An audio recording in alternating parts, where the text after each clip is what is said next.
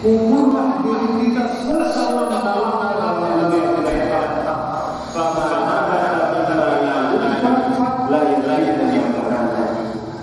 sebagaimana benih yang dapat dilakukan dari tumbuh sesuatu yang besar, tumbuh sesuatu yang baik, harus betul-betul kita di dalamnya Allah saudara-saudara.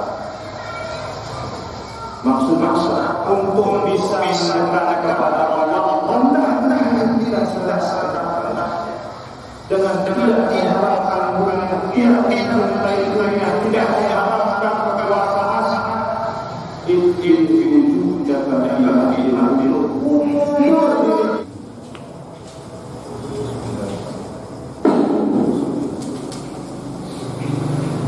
Assalamualaikum warahmatullahi wabarakatuh.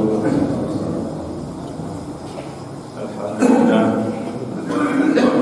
wassalatu wassalamu ala rasulillah Sayyidina Muhammadin ibni Abdillah wa ala alihi wa sahbihi wa mawala. Amma ba'du. Sebelum mulai sila barang-barang baca surat Al-Fatihah. Ternyata kita selaku dengan doa tasawuf meninggal dunia, kita selaku sebab jari tasawuf meninggal dunia, kita selaku guru-guru asatidz wal ustadzah si uang meninggal dunia. Mudah-mudahan Allah Subhanahu wa taala memberikan rahmat dan maghfirah dan menyinari kuburnya dengan jujur rahmat, dan semoga Allah Subhanahu wa taala menjadikan ilmu yang diajarkan kepada kita semua menjadi ilmu yang bermanfaat di dunia wal akhirah. Ila hadratin Nabi Mustafa Muhammad sallallahu alaihi wasallam wa ala alihi wa ashabihi wa dzurriyyatihi wa ahli baitihi syai'un lahul Fatihah. A'udzu billahi minasyaitonir rajim. Bismillahirrahmanirrahim. Alhamdulillahirabbil alamin arrahmanir rahim maliki yaumiddin. Iyyaka na'budu wa iyyaka nasta'in. Ihdinas siratal mustaqim. Siratal ladzina an'amta 'alaihim ghairil maghdubi 'alaihim waladdallin. Wa ila jami'il ulama'il 'amilin as-salihin, khususan ila Tuan Haji Muhammad Zainuddin Arsyad Syaikhul Fatihah. A'udzu billahi minasyaitonir rajim. Bismillahirrahmanirrahim. Alhamdulillahirabbil alamin arrahmanir rahim maliki yaumiddin. Iyyaka na'budu wa iyyaka nasta'in. Ihdinas siratal mustaqim. Siratal ladzina an'amta 'alaihim ghairil maghdubi 'alaihim waladdallin. Wa ila abaina wa ummahatina wa li asatidatina wa li masyayikhina syai'un lahul Fatihah. A'udzu billahi minasyaitonir rajim. Bismillahirrahmanirrahim. Alhamdulillahirabbil alamin arrahmanir rahim maliki yaumiddin. Iyyaka na'budu wa iyyaka nasta'in. Ihdinas siratal mustaqim. Siratal ladzina an'amta 'alaihim ghairil maghdubi 'alaihim waladdallin. Jemaah yang dirahmati oleh Allah Subhanahu wa taala, syukur alhamdulillah dalam kesempatan ini kita bisa melanjutkan pengajian kitab Bidayatul Hidayah karangan Imam Abu Hamid Al-Ghazali dalam keadaan sehat walafiat. Mudah-mudahan Allah Subhanahu wa taala senantiasa memberikan kesehatan dan keafiatan bagi kita semua, sehingga kita terus bisa menambah amalan-amalan kebaikan kita di dunia sebagai bekal kita untuk menghadapi kehidupan di akhirat kelak. Salawat beserta salam tercurahkan kepada junjungan kita Nabi Muhammad sallallahu alaihi wasallam serta para keluarga dan para sahabatnya, serta seluruh pewaris perjuangan dakwah beliau hingga hari kiamat. Mudah-mudahan dengan selawat yang senantiasa kita lantunkan menjadi sebab diakuinya kita masuk ke dalam golongan umat Nabi Muhammad sallallahu alaihi wasallam dan akan mendapatkan syafaat dari beliau. Amin ya rabbal alamin. Allahumma allimna ma yanfa'una wanfa'na bima 'allamtana. Umnun 'ala al-'abdil faqir at-ta'imi bil ilmi wal 'amali wal ikhlasi. Amin ya rabbal alamin. Rabbi shrah li sadri wa yassir li amri wahlul 'uqdatam min lisani yafqahu qawli.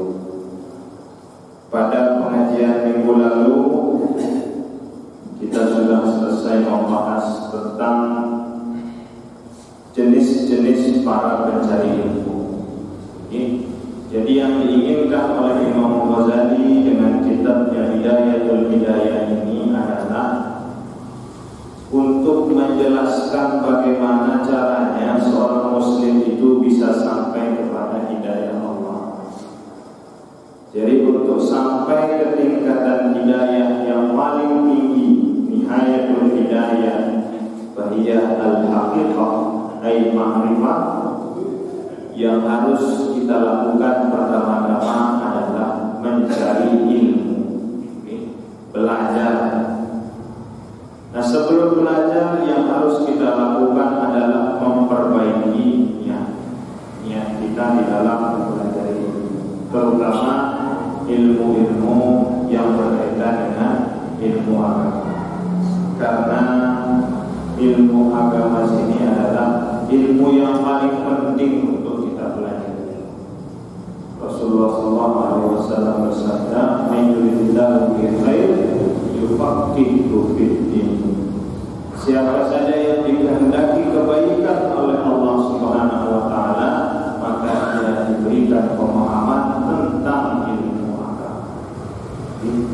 Jadi sebelum kita mencapai hidayah, kita mencari ilmu agama, kita memperbaiki niat, setelah itu kita mengamalkan ilmu yang kita miliki supaya kita masuk ke dalam golongan orang-orang yang faizin, orang-orang yang beruntung karena ilmunya, dan kita terhindar menjadi orang-orang yang mukhatirin, orang-orang yang dalam bahaya karena ilmunya, dan kita dijauhi masuk ke dalam golongan orang-orang yang halikin, orang-orang yang binasa karena ilmunya.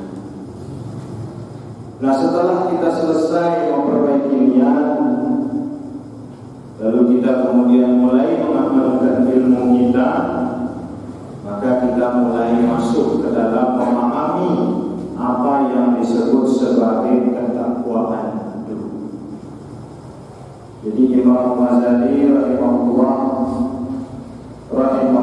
ta'ala menjelaskan di dalam kitab Hidayatul Hidayah, fama Hidayatul Hidayah, apa yang menjadi awal permulaan dari hidayah itu, diujarri bagian nafsi, yang dengannya kita membiasakan jiwa kita, membiasakan diri kita. Apa yang kemudian menjadi permulaan atau awal dari hidayah itu? Kemudian Imam Ghazali rahimahullah ta'ala menjelaskan, fa'aqulu laka i'lam, ketahuilah olehmu wahai penuntut ilmu, wahai pencari hidayah, ketahuilah bahwa anna bidayataha zahiratut taqwa wa nihayatuha batinatut taqwa, bahwa permulaan hidayah itu adalah zahirnya takwa, dan akhir dari hidayah itu adalah batinnya takwa. Maksudnya apa? Permulaan dari hidayah itu adalah takwa dalam bentuk zahir. Hasil dari takwa yang zahir itu adalah takwa dalam bentuk batin. Jadi kemudian Imam Ghazali menjelaskan, fala aqibata illa bil taqwa wa la huda illa lil muttaqin. tidak ada ganjaran kebaikan kecuali dengan ketakwaan, wala huda illa lil muttaqin, dan tidaklah hidayah itu kecuali bagi orang-orang yang bertakwa kepada Allah Subhanahu wa taala. Jadi ada takwa yang zahir dan ada takwa yang batin. Jadi takwa itu bukan hanya dalam bentuk ibadah-ibadah yang zahir saja, tetapi takwa itu juga dalam bentuk ibadah-ibadah batin.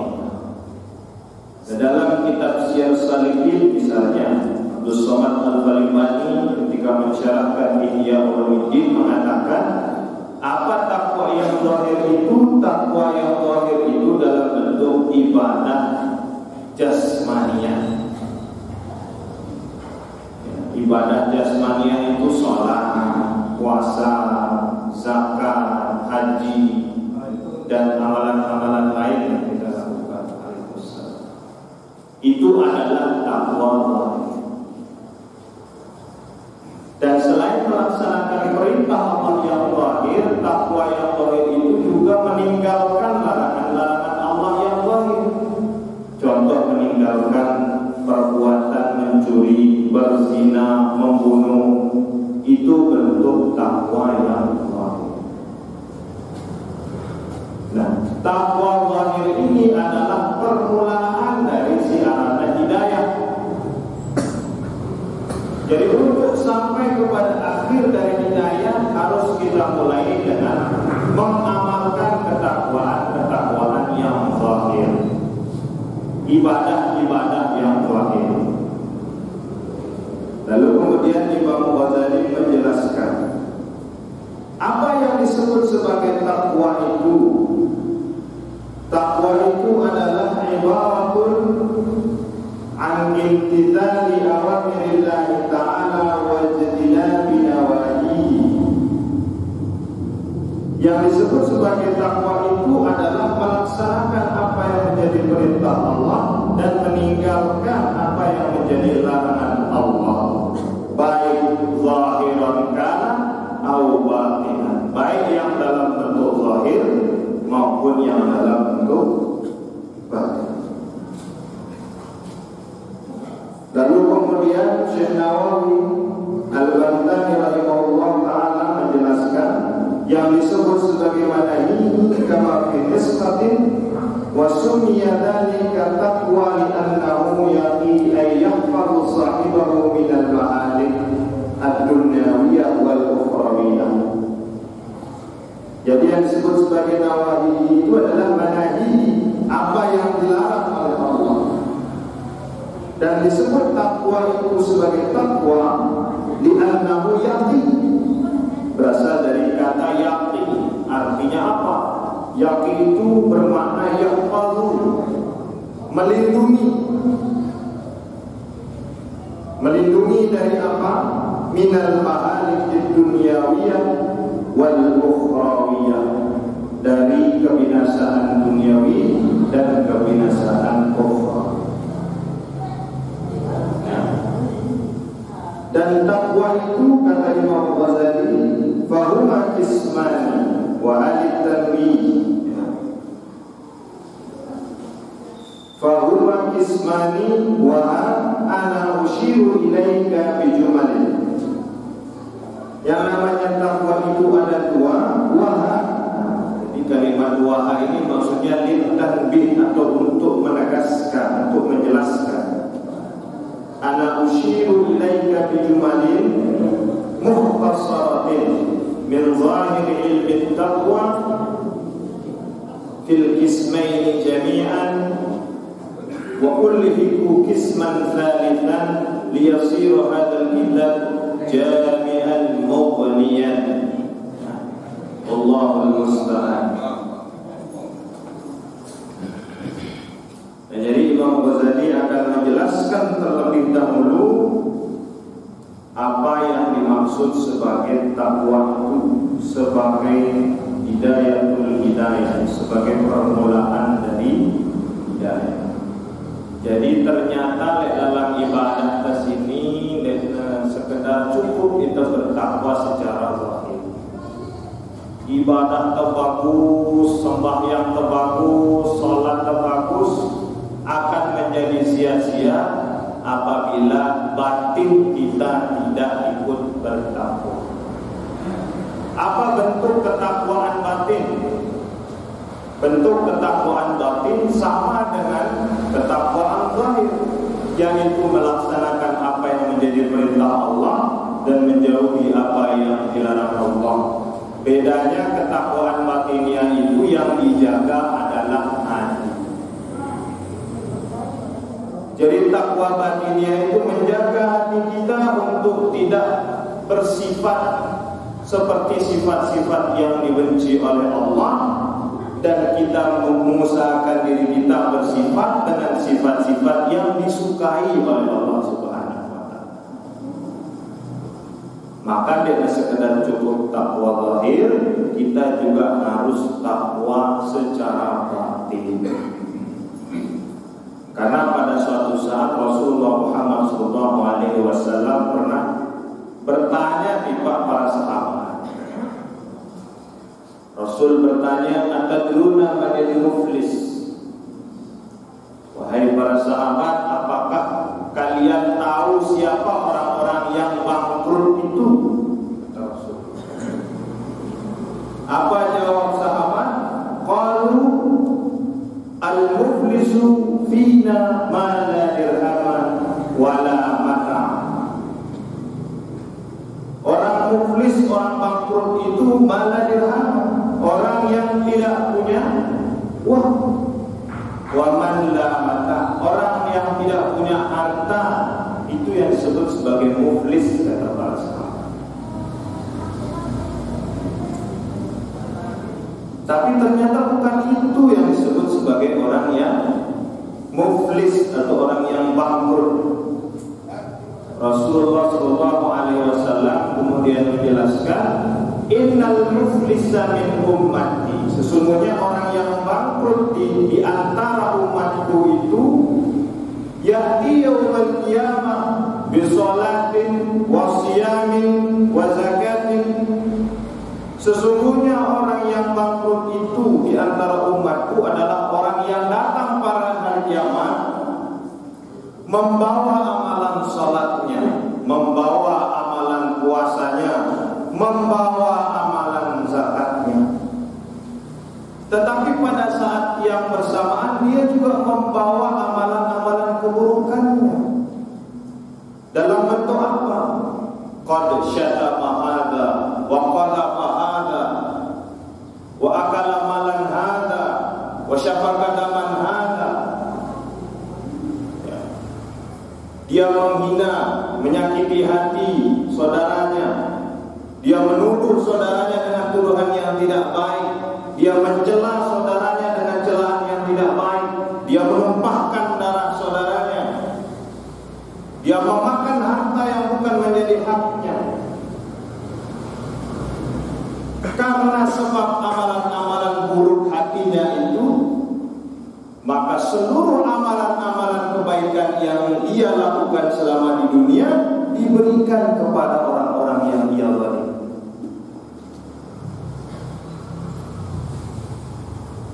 Apakah cukup sampai di situ? Memang cukup. Setelah habis amalan kebaikan manusia yang bangkrut sini, amalan-amalan keburukan dari orang-orang yang dizalimi dipindahkan menjadi amalan keburukan. Ini searah dengan si bangkrut. Wah, lelah ya ibadah di dunia ini, puasa, sholat, zakat, haji. Tetapi ketika datang menghadap Allah, hilang semua amalan, sia-sia disebabkan keburukan hati dan lisannya.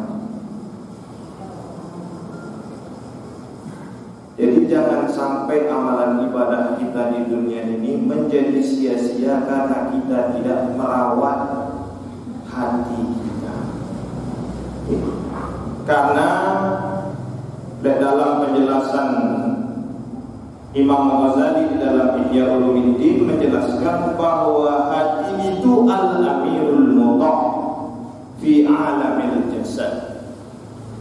Hati itu seperti seorang raja di dalam badan manusia. wal baqiyatu ra'iyatu. Dan sisanya anggota badan manusia itu adalah rakyat.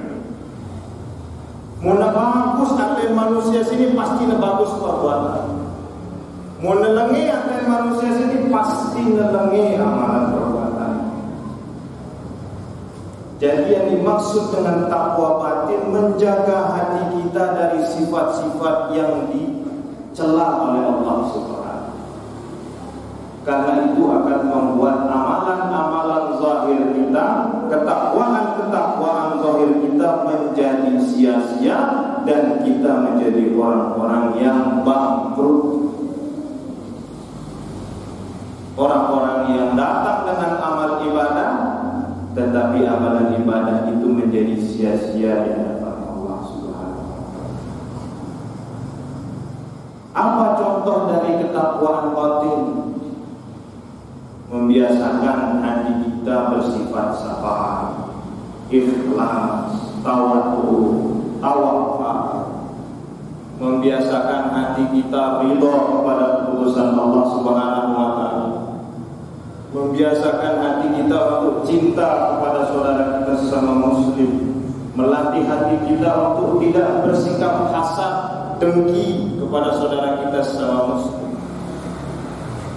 Karena leh zaman tahu ke sini penyakit umat muslim sini penyakit hati. Luwe dengan muslim sini pinter, ilmu luwe, tetapi hatinya rusak. Contoh misalnya sifat hasad.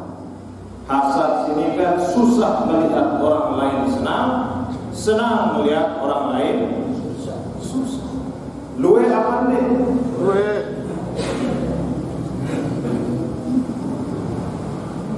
ibadahnya rajin, puasanya rajin, tahajudnya rajin, tapi kegiatan tiap harinya adalah menyakiti perasaan saudaranya, tetangganya. Maka tidak menjadi amalan yang bermanfaat di sisi Allah Subhanahu wa Ta'ala, karena amalan itu akan habis diberikan kepada orang yang dizalimi. Na'udzubillah min dzalik. Maka selain kita membiasakan diri kita dengan takwa yang zahir, kita juga biasakan hati kita untuk melaksanakan takwa yang batin. Ya, saya ngadain ke sini untuk ikhlas, untuk sabar, untuk tawakal, untuk tawadhu. Apakah susah? Susah. Tetapi memang karena ganjarannya adalah takwa, kedudukan yang mulia di sisi Allah, maka proses untuk mencapai kedudukan yang mulia sini memang susah.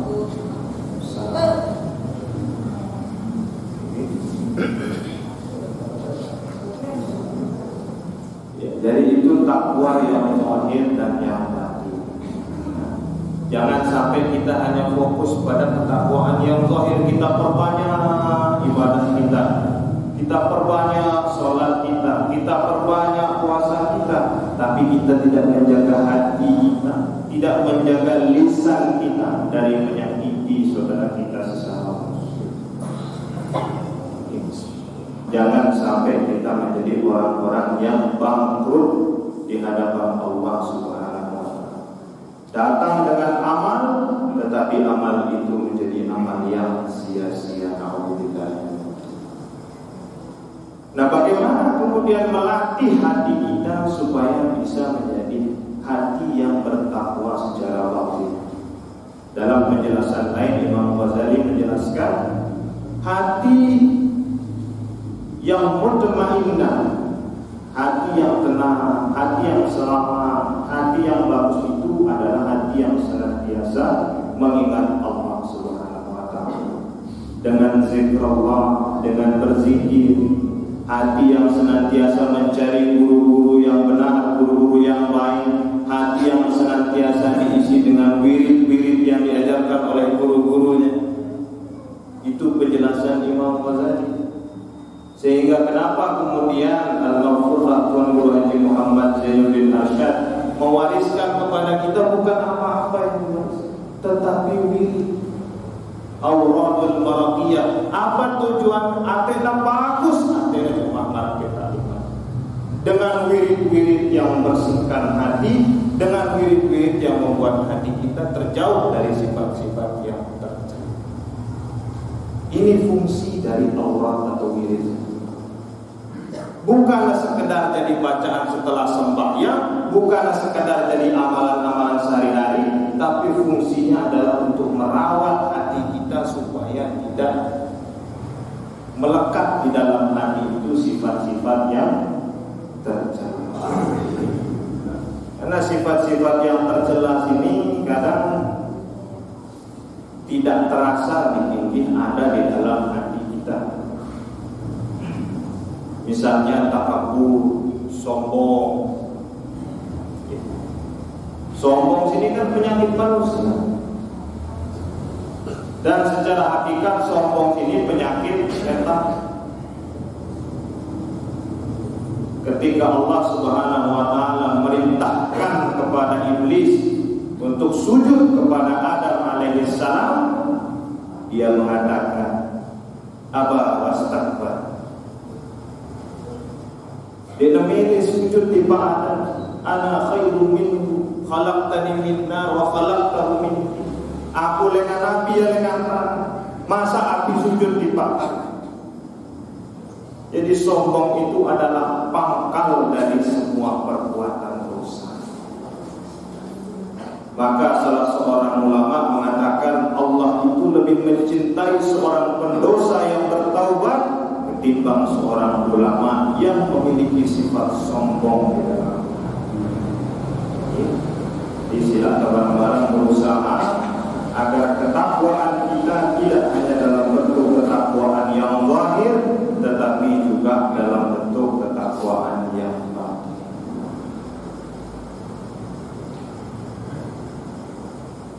Nah, lalu Imam Ghazali rahimahullah taala menjelaskan tentang ketaatan, jenis-jenis dari ketaatan itu, atau ketakwaan kepada Allah Subhanahu wa taala. Al-qismul awwal fi ta'ati i'lam anna awamirallahi ta'ala naw'ani. Ketahuilah bahwa perintah dan larangan dari Allah itu ada dua. Faraidu wa nawafilu, yaitu perintah yang wajib dan perintah yang sunnah. Fal fardu ra'sul mali, yang fardu itu, yang wajib itu adalah modal, ai asluhu, atau asasnya atau dasarnya. Jadi perbuatan atau amalan-amalan wajib sini adalah modal. Wa huwa aslu tijarah wa bihi tahsulun najah. Dan modal itulah yang kita gunakan untuk sampai kepada keberhasilan, sampai kepada Allah Subhanahu wa taala. Sementara an-naflu atau yang sunnah itu huwa ar-ribahu.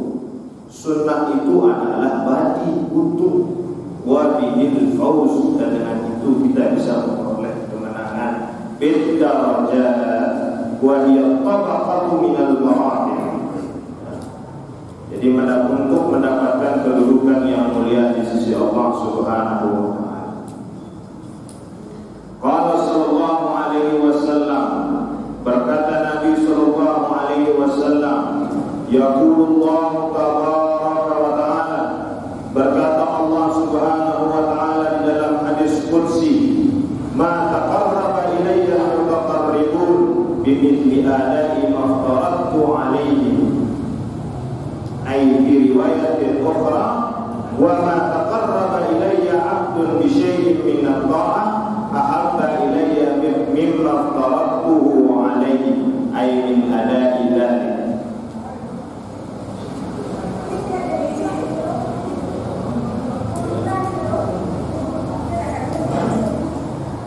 Ma taqarraba ilayya al-mutaqarribun,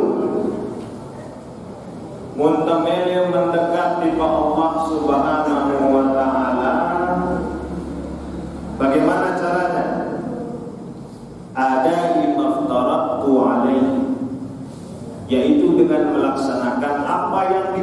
diperintahkan oleh Allah Subhanahu. Untuk mendekati Allah Subhanahu wa taala, laksanakan kewajiban. Wala yazalul 'abdu yataqarrabu ilayya bin nawafili hatta uhibbahu. Kalau mau mendekat kepada Allah dengan melaksanakan yang wajib, kalau mau dicintai oleh Allah dengan melaksanakan amalan sunnah. Jadi mendekat kita dengan amalan wajib, dicintai kita dengan amalan sunnah. Hatta uhibbahu fa idza ahbabtuhu. Jadi dalam hadis qudsi disebutkan fa idza ahbabtuhu. Ahbabtu ini dalam bentuk kata kerja fi'il madhi. Fi'il madhi sini maksudnya sudah terjadi. Kalau sedang dan akan terjadi itu biasanya menggunakan fi'il mudhari'. Di dalam hadis qudsi ini Rasulullah SAW menggunakan kata ahbabtu, menggunakan kata fi'il madhi. Dijelaskan oleh Syekh Nawawi Al-Bandani atau maksudnya sini adhartu hubbi lahu ba'da taqarrubihi ilayya bima dzukira fa inna hubbahu ta'ala qadimun ghairu hadits. Jadi bukan berarti Allah Ta'ala itu dari benci menjadi cinta. Bukan berarti Allah itu berubah dari benci kepada manusia baru kemudian mencintai. Tetapi maksudnya ahbabtuhu itu adhartuhu bi, aku nampakkan cintaku kepada Allah. Dalam hadis qudsi ini Allah Ta'ala ingin menjelaskan muntamil mendekati Pak ya, kerjakan hal-hal yang wajib. Muntamil mau cinta dari Allah Ta'ala, ditampakkan cinta Allah kepada kita, lengkapi dengan amalan-amalan sunnah. Itu maksud dari kata ahbabtu, ai adhartu hubbi, aku tampakkan cintaku kepada Allah. Karena dalam keyakinan akidah Ahlus Sunnah wal Jamaah, Allah Ta'ala itu zat, sifat, af'al dan asma'nya qadim. Ini zatnya Allah Ta'ala qadim, sifatnya Allah Ta'ala qadim, af'alnya, perbuatannya Allah Ta'ala itu qadim, dan asma'nya Allah itu qadim. Apa maksudnya qadim sini? Terdahulu, la awwala lahu, denara awal. Karena kalau berawal bukan Allah Ta'ala tetapi makhluk. Maksudnya qadim sini Allah Ta'ala dalam zatnya, sifatnya, perbuatannya, nama-namanya tidak memiliki awal. Ketika Allah katakan Allah mencintai umatnya, bukan berarti sebelum mencintai Allah membenci umat, tetapi cintanya Allah itu qadimun. Cintanya Allah itu tidak memiliki awal. Niki maksud penjelasan dari Syekh Nawawi Al-Bandani, fa inna hubbahu ta'ala qadimun ghairu hadits. Jadi zat, sifat dan perbuatan Allah Ta'ala itu tidak berubah dan tidak baru, tetapi qadim. Maksudnya tidak baru apa? Maksudnya adalah Allah Ta'ala di dalam menciptakan manusia sini dia berubah. Kalau masih berubah artinya bukan Allah Subhanahu wa Ta'ala tetapi makhluk. Misal jeloniki manusia ini senang aten. Apakah jemaah tetap senang? Belum tentu. Bisa jadi berubah menjadi sedih, bisa jadi berubah menjadi kecewa. Itulah manusia sebagai makhluk. Sifatnya berubah-ubah dan sifatnya memiliki awal dan akhir. Tetapi Allah Ta'ala di dalam sifatnya tidak berubah. Kalau Allah katakan Allah cinta kepada hambanya, cinta kepada manusia, cintanya tidak berawal dan tidak berakhir. Kalau masih punya awal dan punya akhir, itu namanya makhluk. Maka dalam keyakinan akidah Ahlus Sunnah wal Jamaah, Allah zatnya qadim. Artinya qadim sini tidak memiliki permulaan. Allah Ta'ala sifat-sifatnya qadim.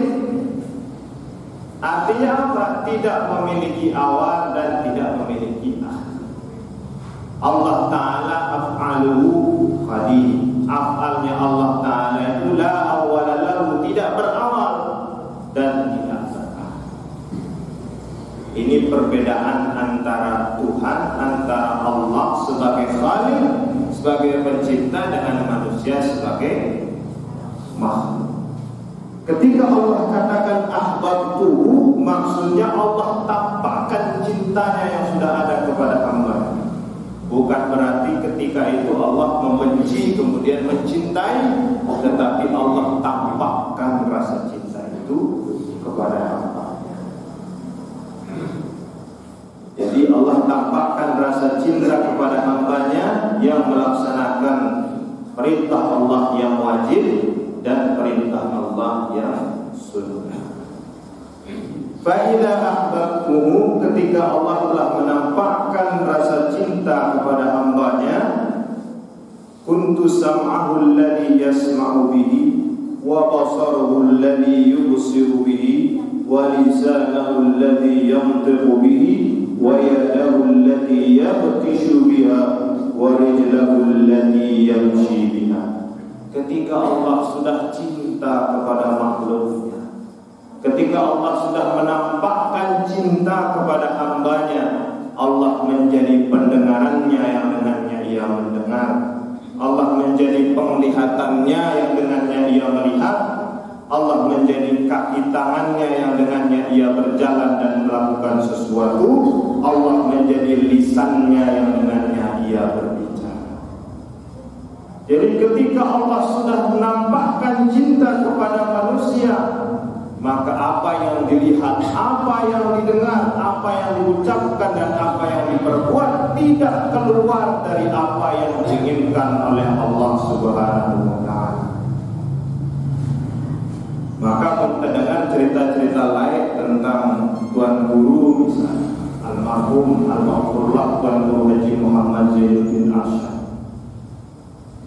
Bagaimana perjalanan dakwah beliau dipenuhi dengan ilmu-ilmu hikmah, dipenuhi dengan keajaiban-keajaiban yang tidak bisa diterima oleh akal sehat kita.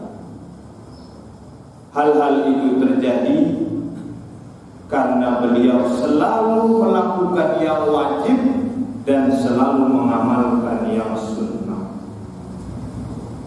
Ketika manusia, ketika umat Islam, ketika kita semua telah melakukan perintah Allah yang wajib dan sunnah, apa kata Allah Subhanahu wa Ta'ala? Ahbabtuhu, aku nampakkan cintaku kepada hamba.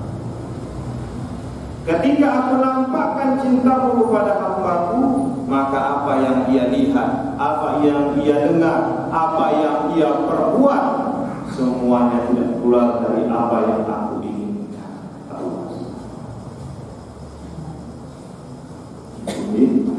Jadi untuk mengejar cintanya Allah Subhanahu wa Ta'ala,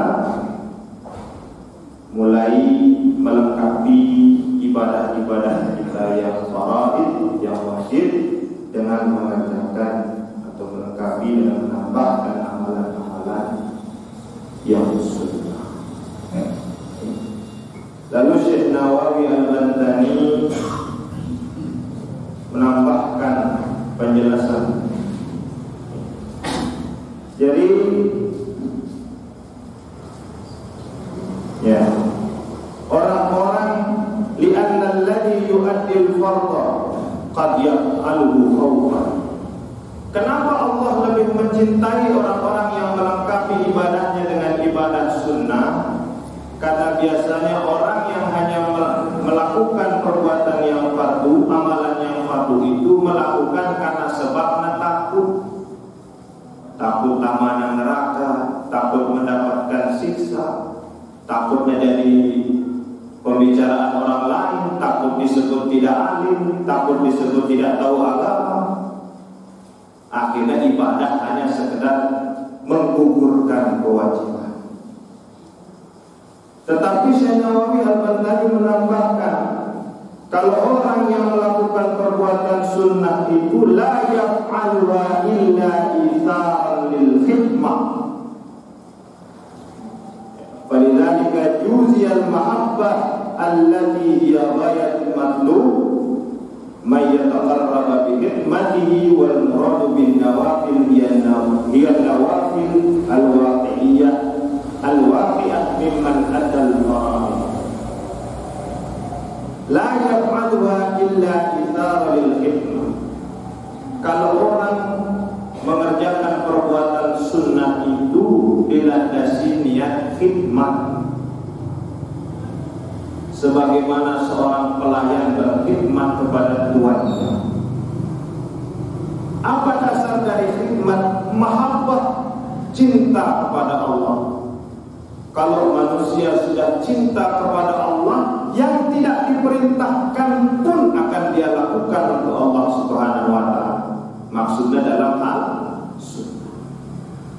Kalau orang sudah cinta kepada Allah, yang wajib pun, yang tidak wajib pun menjadi wajib, yang sunnah pun menjadi kewajiban baginya. Karena dasarnya adalah khidmat dan cinta kepada Allah Subhanahu. Seperti selalu kesini berdua anak, berdua istri. Apa yang menjadi permintaannya, meskipun kadang tidak jangkau isi akal, tidak jangkau isi kemampuan, pasti kita berusaha mewujudkannya karena didasari rasa cinta kita kepada anak kita, rasa cinta kita kepada istri. Cobalah kita pindah rasa cinta itu kepada Allah Subhanahu wa ta'ala. Maka apa yang sunnah pun menjadi wajib bagi kita kerjakan karena kita mendasarkannya kepada khidmat kepada Allah Subhanahu wa ta'ala.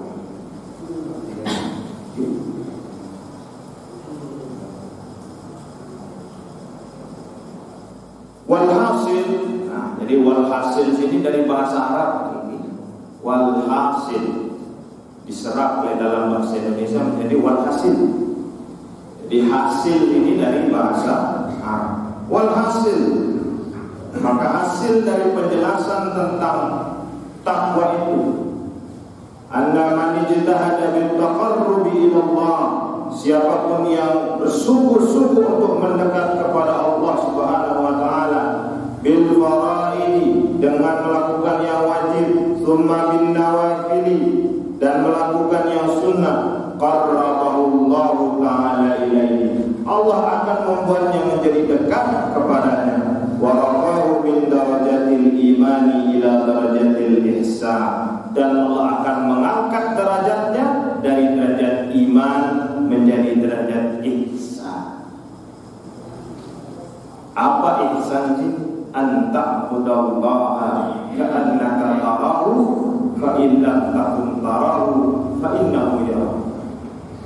Kita beribadah, kita beramal, ka'annaka tarahu, seakan-akan kita bisa melihat Allah. Kita sholat seakan-akan Allah ada di hadapan kita. Kita melakukan perbuatan baik seakan-akan Allah ada di hadapan kita.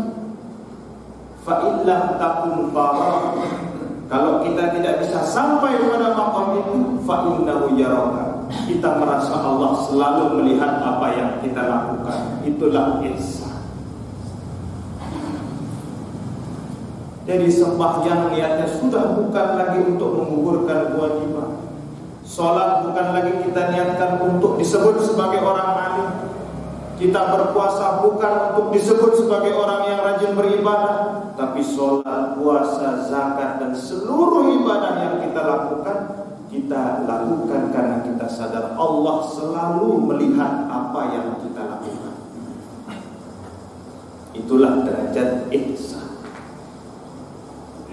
Kalau masih dalam derajat iman dan Islam, kita sholat sekedar untuk menggugurkan kewajiban. Kita beribadah hanya sekedar untuk menggugurkan kewajiban. Tapi ketika selaku tersinewah sampai pada tingkatan ihsan, ibadah yang kita lakukan baik zahir dan batin, semuanya itu kita lakukan karena kita sadar Allah Subhanahu wa Ta'ala selalu melihat apa yang kita lakukan.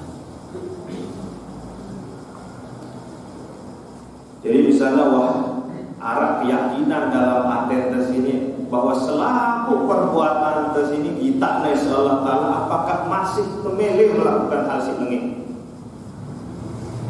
Apakah masih mau kita menyimpan dalam hati kita perasaan buruk ketika kita tahu Allah tahu isi hati kita, Allah tahu apa yang kita rencanakan, Allah tahu apa yang kita perbuat? Maka derajat ihsan melakukan amalan semata-mata karena sadar apa yang ia perbuat dilihat oleh Allah Subhanahu. Waraqahu min darajatil iman ila darajatil ihsan fayasiru ya'budullaha ta'ala al-hudur.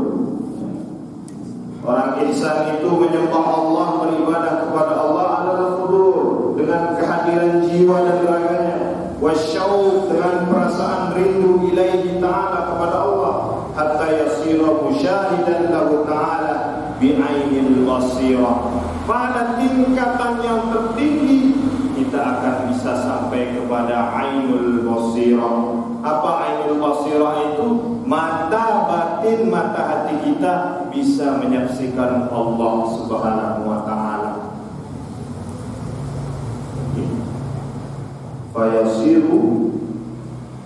Fayasiru musyahidan lahu ta'ala bi'ainil basirah. Faka'annahu yarahu ta'ala, seakan-akan ia bisa melihat Allah Ta'ala.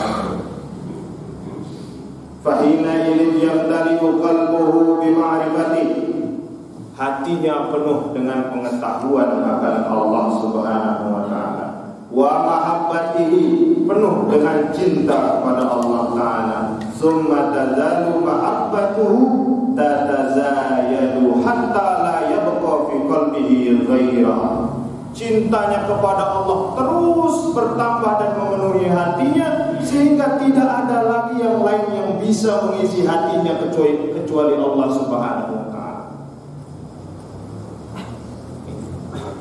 Jadi kita lakukan yang wajib, kita lakukan yang sunnah, dan istiqomah melakukan itu dengan rasa cinta, dengan rasa rindu kepada Allah Subhanahu wa Ta'ala, maka Allah akan jadikan hati kita penuh dengan Allah dan tidak ada selain Allah yang bisa mengisi hati kita.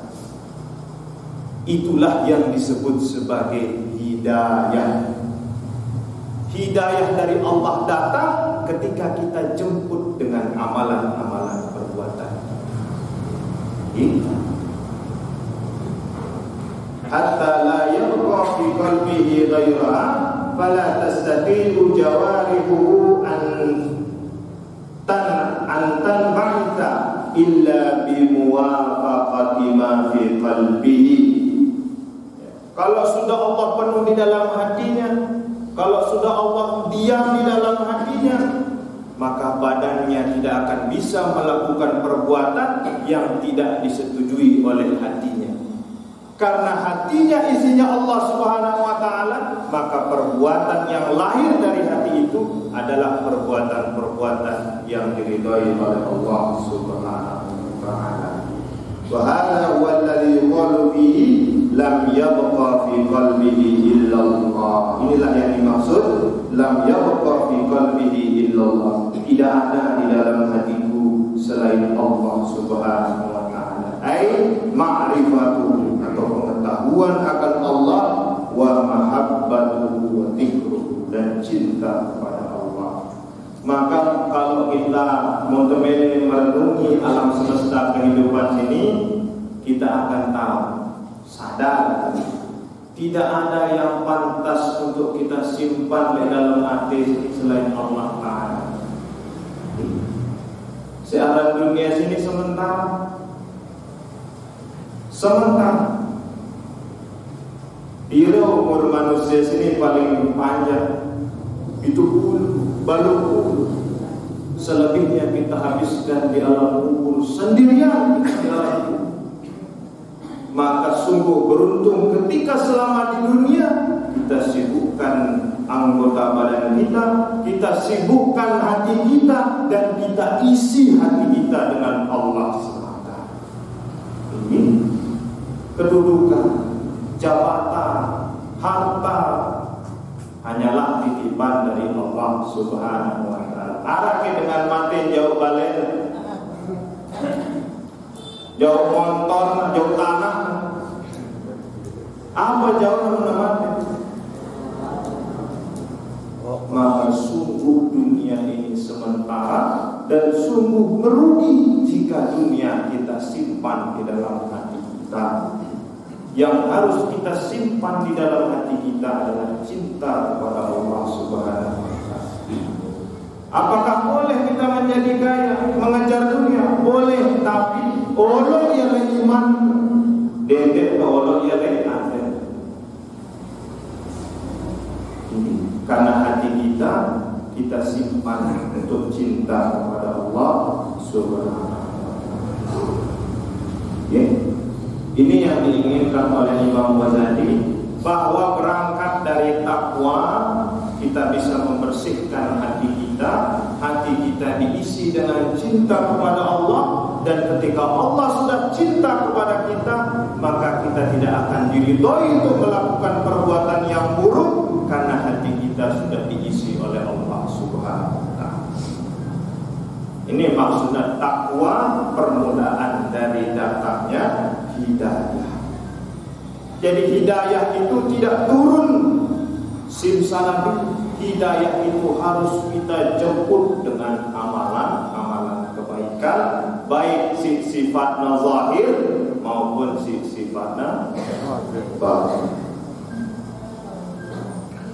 Walan tasila ayyuhat talib, dan tidaklah engkau akan sampai wahai para penuntut ilmu.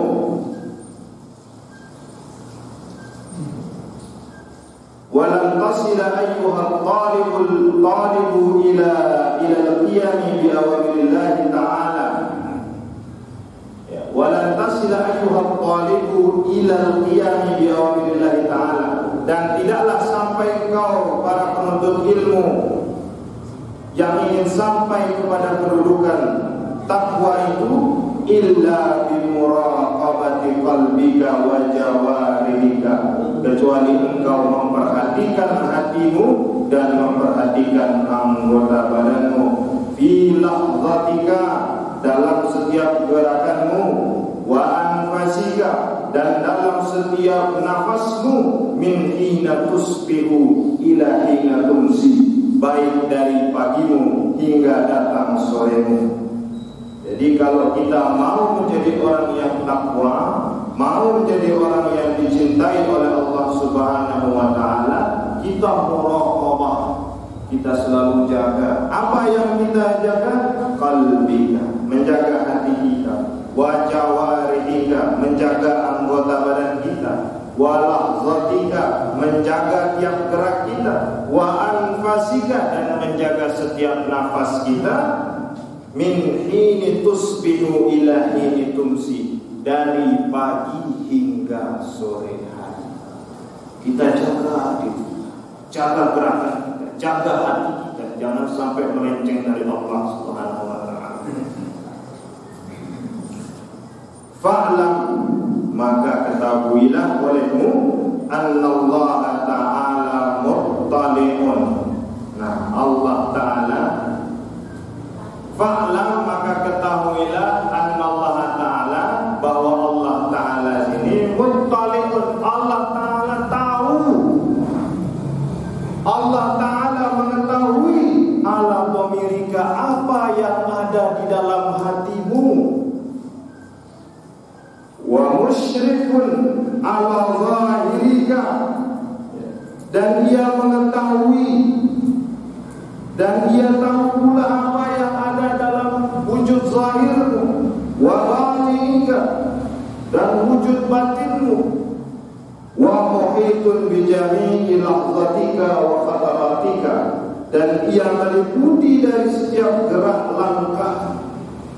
Dari apa sih dalam hati, apa yang jadi perbuatan kita, kemana kita pergi, di mana kita berbuat, Allah Ta'ala muttali'un, tahu atasnya. Wa khataratika wa khatawatika wa sa'iri sakanatika wa harakatika, baik dalam diam dan gerakmu, wa innaka fi mukhalatatika, dan dalam setiap pergaulanmu, wa khalwatika, dan dalam sendirimu, mutaraddidun baina yadayhi. Ketika kita sendiri, Allah tahu apa yang kita perbuat. Ketika kita dalam berjamaah, Allah tahu apa yang kita perbuat.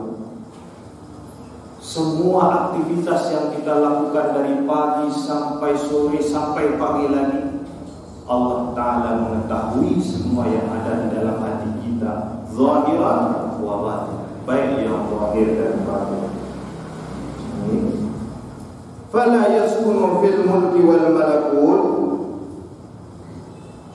fala yaskunu fil mulki wal malakuti sakinun wa la yataharraku mutaharrikun illa wa jabbarus samawati wal ardh. Tidaklah yang diam dan bergerak di alam semesta ini kecuali Allah tahu, Allah sadar, Allah mengetahui apa yang diam dan bergerak di dalam kerajaan. Ya'lamu kha'inatal a'yuni, ya'lamu kha'inatal a'yuni wa ma tukhfis sudur, wa ya'lamu sirra wa akhfa. Jadi Imam Ghazali bahkan sampai menjelaskan ya'lamu kha'inatal a'yun. Apa sih arah kha'inatal a'yun? Apa membahas ini? Menengeni ini apa kha'inatal a'yun? Kejit. Hah? Kejit. Kejit. Bahkan kejitan manusia sini Allah Ta'ala tahu. Ya'lamu kha'inatal a'yun. Kadang kan untuk ngobrol bareng batur, dia tertawa, kadang kan menarik ngejit sebagai kode gitu.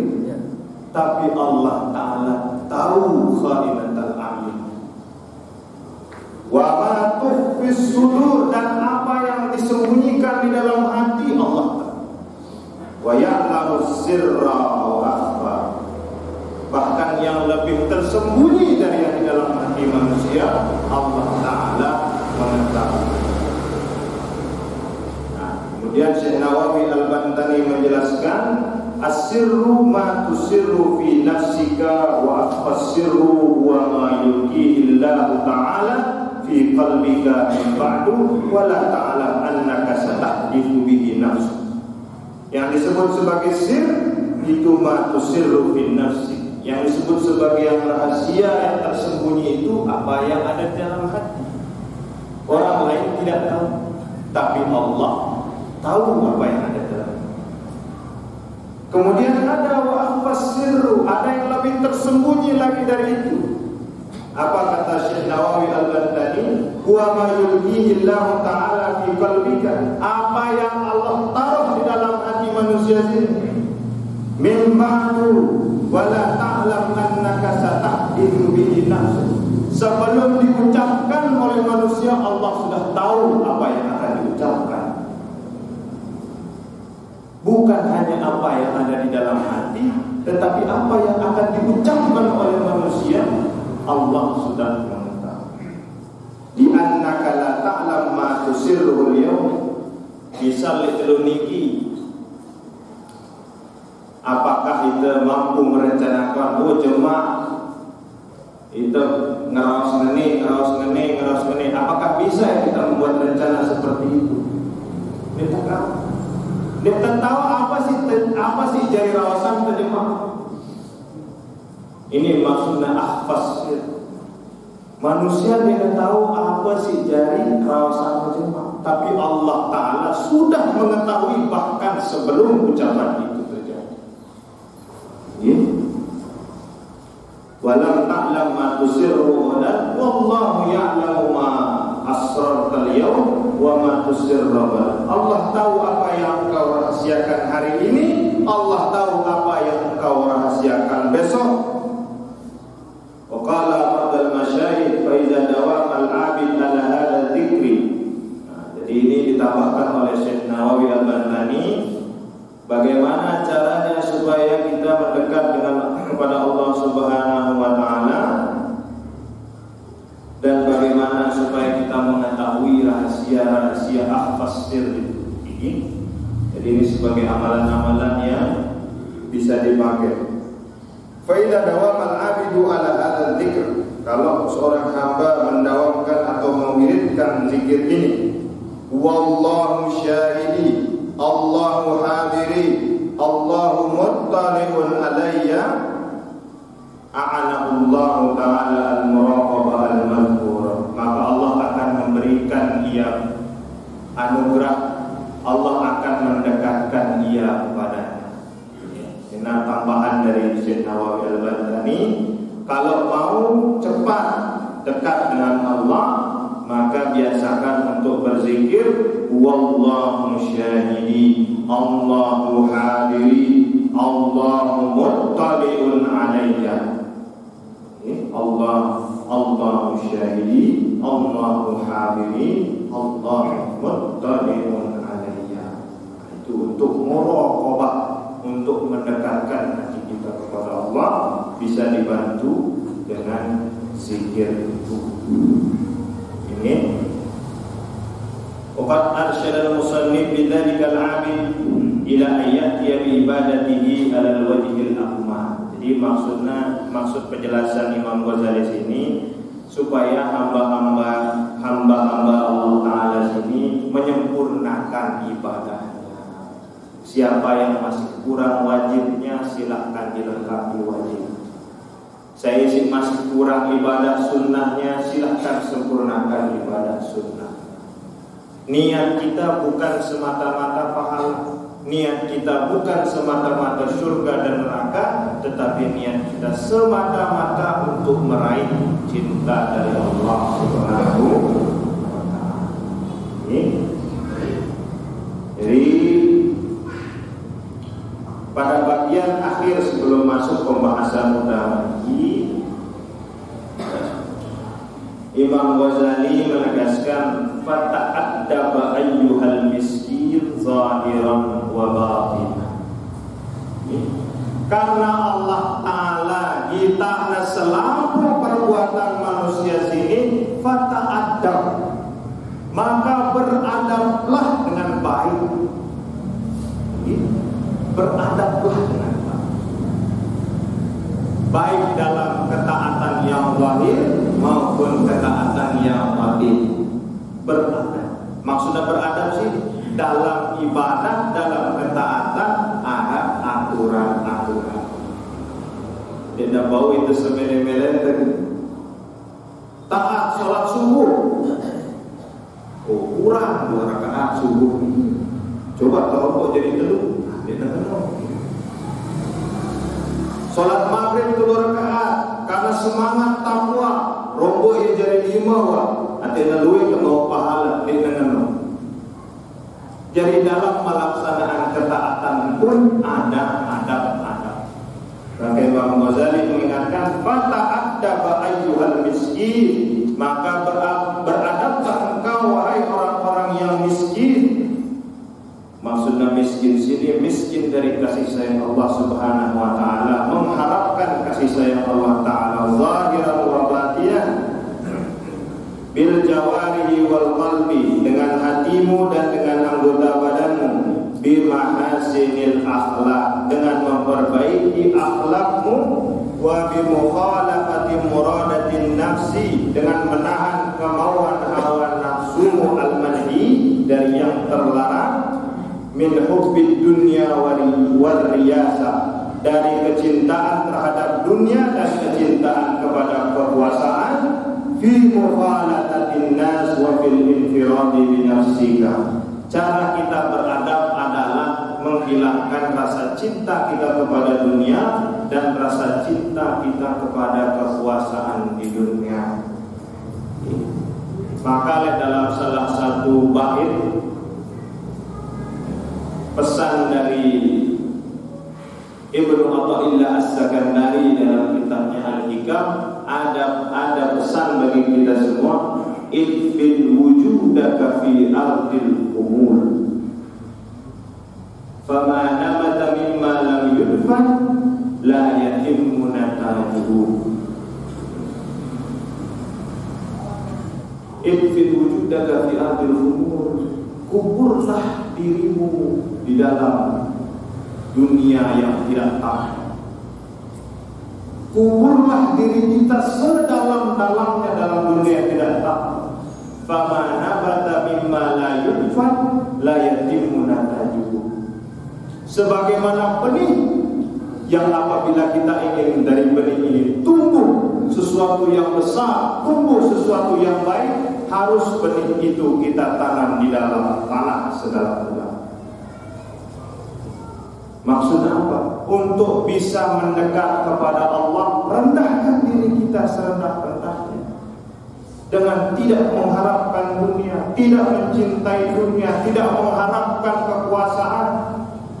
Idfil wujudaka fi ardil umur, kubur diri kita sedalam-dalamnya supaya dari dalam tanah itu akan tumbuh tumbuhan yang bagus dan baik.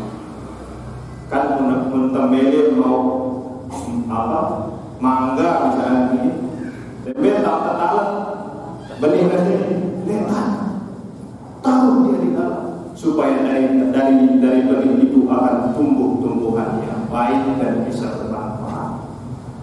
Maka mentemelin muraqabah, mentemelin mendekat kepada Allah, rendahkan diri kita serendah-rendahnya di hadapan Allah Subhanahu wa taala.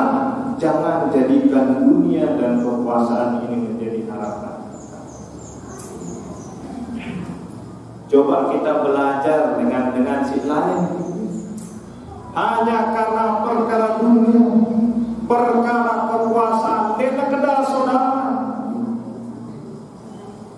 Padahal dia bersemeron bersiap hanya karena perkara dunia, hanya karena perkara kekuasaan, berebut kekuasaan, berebut dunia. Pada saudara, pada semeton bersiap. Dia saling sapa, putus hubungan silaturahim. Na'udzubillah. Ini sebab kalau kita terlalu mencintai dunia dan kita terlalu mencintai kekuasaan. Muntamil ikhlas dia juga dalam belajar, dalam proses belajar untuk ikhlas. Apa kunci ikhlas? Berikan, lupakan. Lakukan, lupakan. Ini pergi-pergi. Allah Ta'ala itu nyumbang 10 juta. Masa dia mau bati dengan panen bagus ini? Kan itu nyumbang oleh masjid, itu nyumbang oleh madrasah. Masa dia mau bati? Ini arahnya apa? Ini imannya seorang pedagang. Imannya seorang pedagang. Maka apa yang kita berikan, lupakan. Berikan, lupakan. Lakukan, lupakan. Disitulah kunci ikhlas. Aku bareng-bareng belajar ini. Kita melatih ikhlas. Jadi ada dunia doang dari pikiran. Batur-batur tiang misal dari kampus ini dengan jadi PNS tambah duit ya ini pasti jadi PNS tambah duit otak. Ajar saya duit otak batur-baturnya ijazahnya wah duit sekolahan SK wah bank sekolah SK. Padahal niatnya jadi PNS saya neluwe tetapi jadi PNS malah saya neluwe otak. Maka dunia sini dendek terjadi tujuan karena dunia sini laibun walah, penuh dengan permainan, penuh dengan tipuan, penuh dengan sandiwara. Hari ini kedelai, Jemaah jadi TP. Tuh. Berubah dunia sini. Dedek dunia sini jadi tujuan kekuasaan. Selalu dengan milih jadi bupati, selalu dengan milih jadi kadus, jadi kades. Nah, ini bahan perpecahan ini. Seakan-akan meluah dari kades ini wah di atas dunia perasaan. Masya Allah. Tentu apa ini? Seakan-akan akhir dunia menjadi kades. Cita-cita fit dunia wal akhirah. Rela yang bersiap barang saudara semertuan jarina hanya karena perkara kades. Apalagi perkara menjadi bupati coba. Jadi jangan dunia dan kekuasaan sifatnya sementara. Bila tahun dengan jadi kades? 5. Anak 5 tahun, kenapa seumur hidup menjadi kades? Terus jelas 5 tahun jadi apa itu?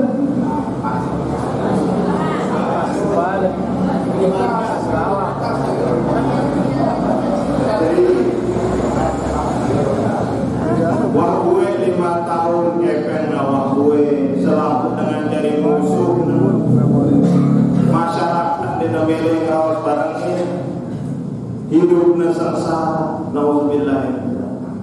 Maka detik jadikan kekuasaan dan dunia sini menjadi tujuan akhir muntamili muraqabati qalbi, muntamili mendekati Allah Ta'ala yang dia jadi tujuan. Ia jadi alat. Ia jadi alat. Dia jadi tujuan. Karena ia cuma jadi alat, pun dia terpilih, dia kecewa. Ini kadang dia terpilih selalu jelek. Di meja jelek, selalu jelek. Nah, barang-barang begini, arahnya manusia sini mahalul khatab manusia. Dinara manusia sini sempurna, selalu terberdua salah, selalu berdua lupa. Maka barang-barang lewat pengajian sini tersaling mengingatkan tawasau bil haq, tawasau bis sabr. Jadi di kampus ini lebih dengan Ustaz. Coba kita jadi anggota DPR, nyodok-nyodok kita jadi anggota DPR. Karena kita jadi ustaz tujuannya jadi DPR. Astagfirullah. Mungkin karena Ustaz Rizki ceramah karena yang milih nyalor coba. Astagfirullah.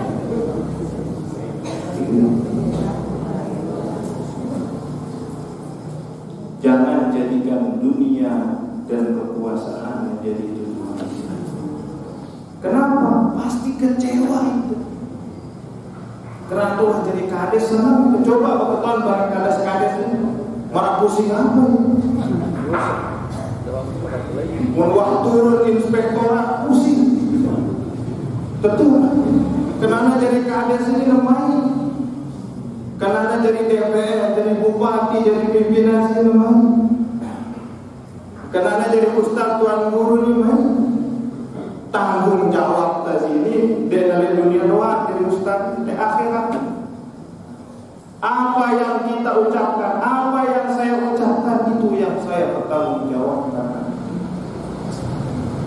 Maka awal-awal pas di mana turun ceramah. Ustaz-ustaz jadi tuan guru dalam batin dia kan dengan sini baru jadi tuan guru. Padahal tanggung jawab dari tuan guru sini tanggung jawab di dunia wal akhirah. Maka kadang kita malu menetanggung itu ustaz. Mulai aja teman lari. Nah, ke berlari boleh panggil ustaz. Karena panggilan ustaz, tuan guru, nenah pelantikan perhatikan tuan dulu.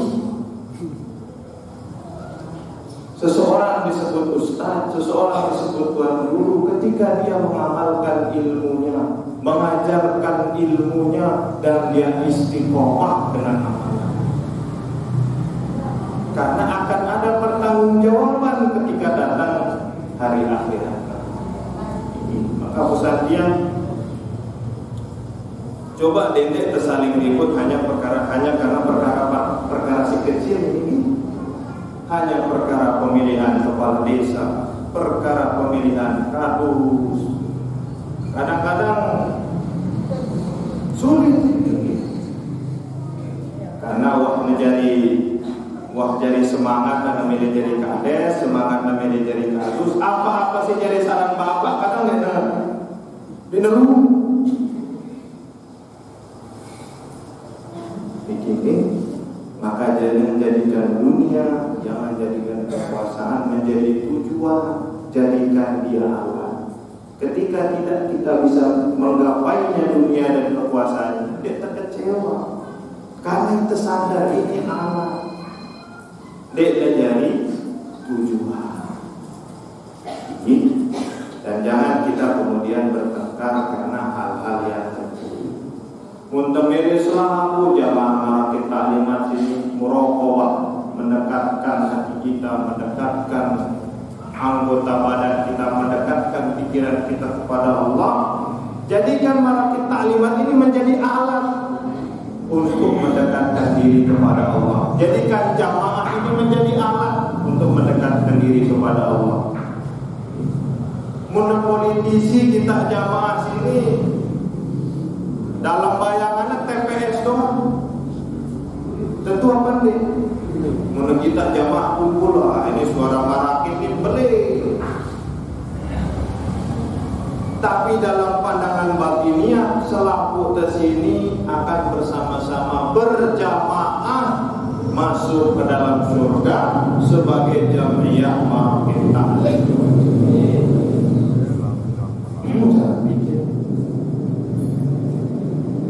Pesantian ini jadi sejak nyimunyi. Benar marakit bersiap karena perkara kepala desa. Arab sakit dulu, rumpa, manem. Jadi perkara-perkara sini dia menjadi perkara si pecah. Nah, doa-doa para orang tua kita, para pendiri marakit taklimat adalah sa'ya marakit taklimat najihan, supaya marakit taklimat ini selalu berhasil, selalu selamat di dunia wal akhirah. Bagaimana kita mau selamat bersama kalau kita tidak bisa berjamaah? Si arat berjamaah sini arat dengan si jari imam, arat dengan si jari makmum. Mun selaku milih jadi imam marah apa jamaah, selaku milih jadi juru marah apa jamaah. Bubar sembahyang ini karena apa? Selaku milih jadi imam harus sekiranya jadi imam. Mun salah imam arah cara menegur kesalahan imam. Kini Dedek jadi bahan tersinggung di mengarah calon kades katanya gini. Tiang jadi tiang milu-milu persoalan politik ini, tiang ngaji-ngaji doang. Tiang ngaji-ngaji. Wah, tiang bagi tugas. Persoalan yayasan ada kakak tiang, tuan tiang di Haji Fatul Rahman. Menarah jamaah sakit, arah klinik, arah kakak tiang dokter. Arah anak paman tiang di Pak Haji Iman nanti akan pulang berjuang bersama-sama juga dengan kita. Nah, tiang tugas tiang ngaji ini buat jadi tugas. Ini doang berat. Ini wah berat. Karena tanggung jawabnya bukan hanya di dunia tapi di akhirat. Jadi maka dia kerawas bahasa, dia rere masa harap dengan nyodok-nyodok kita jadi DPR astagfirullah. Rizki sini tugas ngaji, Jelas. Tugas tiap ngaji, urusan politik, urusan kades, ini jadi urusan dia. Tapi pesan dia nenek jadi bahan pecah belah. Karena ini persoalan sementara. Kepala desa kakus 5 tahun gerak, 5 tahun ganti. Ini persoalannya dia jadi bahan terus. Nah, mudah-mudahan Allah Subhanahu wa taala selalu memberikan kesehatan kepada kita semua, menjadikan anak keturunan kita menjadi anak keturunan yang saleh salihah, dzurriyyatun thayyibah wa jannatin muttaqin. Al-Fatihah.